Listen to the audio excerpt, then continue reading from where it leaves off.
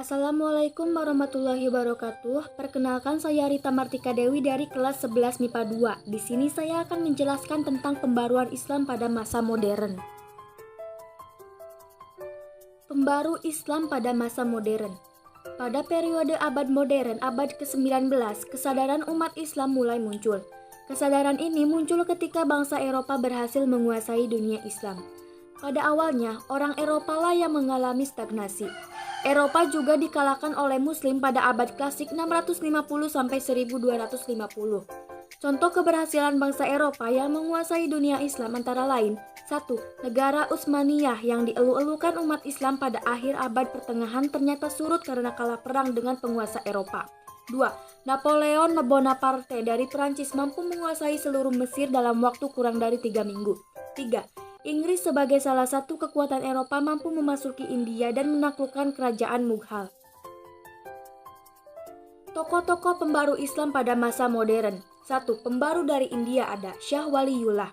Ia lahir di Delhi pada 21 Februari 1703. Ia berpendapat bahwa kemunduran dunia Islam disebabkan oleh 1. Terjadinya perubahan sistem pemerintahan Islam dari sistem kekhalifahan jadi sistem kekerajaan. 2. Sistem demokrasi yang melekat pada kekhalifahan diganti dengan sistem monarki absolut. 3. Perpecahan di kalangan umat Islam terjadi akibat dari perbedaan aliran-aliran yang muncul di dalamnya. 4. Mencampur adukan ajaran Islam dengan ajaran lainnya sehingga ajaran Islam yang murni menjadi kurang jelas. Sayyid Ahmad Khan. Ia lahir di Delhi pada tahun 1817. Pemikiran ia tentang pembaruan Islam adalah sebagai berikut. 1. Kemunduran umat Islam disebabkan oleh umat Islam sendiri yang tidak mengikuti perkembangan sains dan teknologi produk barat. 2. Ilmu teknologi modern adalah hasil pemikiran manusia. 3. Islam adalah agama yang memiliki paham hukum dan buatan Tuhan. 4. Sumber ajaran Islam hanyalah Al-Quran dan hadis. Muhammad Iqbal. Ia lahir pada 9 November 1877. Pemikiran Iqbal mengenai kemunduran dan kemajuan umat Islam sebagai berikut. 1. Ijtihad mempunyai kedudukan penting dalam pembaruan Islam. 2. Umat Islam perlu meningkatkan sikap dinamis. 3. Kemunduran umat Islam disebabkan oleh kebekuan dan kebuntuan dalam berpikir. 4. Hukum Islam tidak bersifat statis tapi dapat berkembang sesuai perkembangan zaman. 5. Umat Islam harus menguasai sains dan teknologi yang dimiliki Barat. 2. Pembaruan dari Mesir. Ada Muhammad Ali Pasha. Ia lahir di Cuenca, Yunani tahun 1765. Ia memasukkan ilmu-ilmu modern dan sains ke dalam kurikulum di sekolah-sekolah yang ia dirikan. Ia tidak merubah lembaga pendidikan tradisional yang sudah ada, tapi menambahkan jalan alternatif mendirikan sekolah modern sendiri. Rifa'ah Baidawi Rafi Al-Tahtawi. Ia lahir pada tahun 1801 di Tahta. Beberapa pemikiran tentang pembaruan Islam sebagai berikut. 1. Ajaran Islam bukan hanya mementingkan kesejahteraan hidup di akhirat, tapi juga di dunia. 2. Kekuasaan raja yang cenderung absolut harus dibatasi dengan syariat. 3. Syariat harus diartikan sesuai dengan perkembangan modern. 4. Umat Islam harus dinamis dan meningkatkan sifat statisnya. Jamaluddin Al-Afghani. Ia lahir di Afghanistan pada tahun 1839. Pemikiran ia tentang pembaruan Islam adalah sebagai berikut.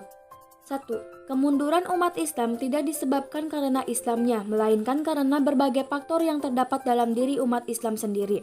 2. Untuk mengembalikan umat Islam di masa lalu dan sekaligus menghadapi dunia modern, maka umat Islam harus kembali pada ajaran yang murni.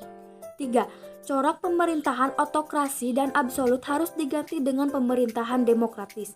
4. Tidak ada pemisahan antara agama dan politik. Muhammad Abduh. Ia lahir di daerah Mesir Hilir pada tahun 1849. Ide-ide ia yang membawa dampak positif bagi pengembangan pemikiran Islam sebagai berikut. 1.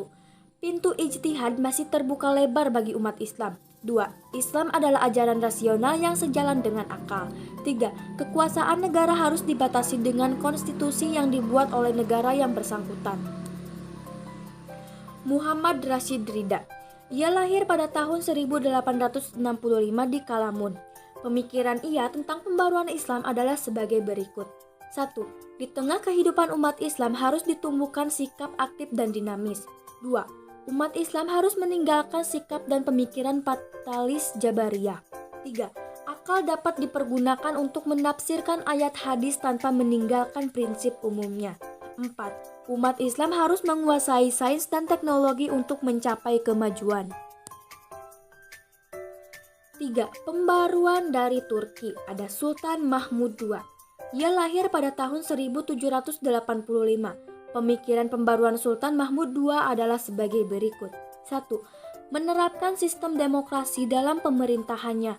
2. Menghapus pengultusan yang dianggap suci oleh rakyatnya. 3. Memasukkan bidang keilmuan umum ke dalam kurikulum lembaga-lembaga pendidikan madrasah. 4. Mendirikan sekolah kedokteran, militer, dan teknik. Nanik Kemal. Ia lahir pada 21 Desember 1840. Ia menyampaikan analisisnya tentang sebab kemunduran kerajaan Utsmani dan alternatif solusinya adalah sebagai berikut. 1. Kondisi ekonomi dan politik kerajaan Turki Utsmani tidak beres. Solusi yang ditawarkan adalah perubahan sistem pemerintahan absolut menjadi pemerintahan konstitusional. 2. Rakyat sebagai warga negara memiliki hak-hak politik yang harus dihormati dan dilindungi negara. 3.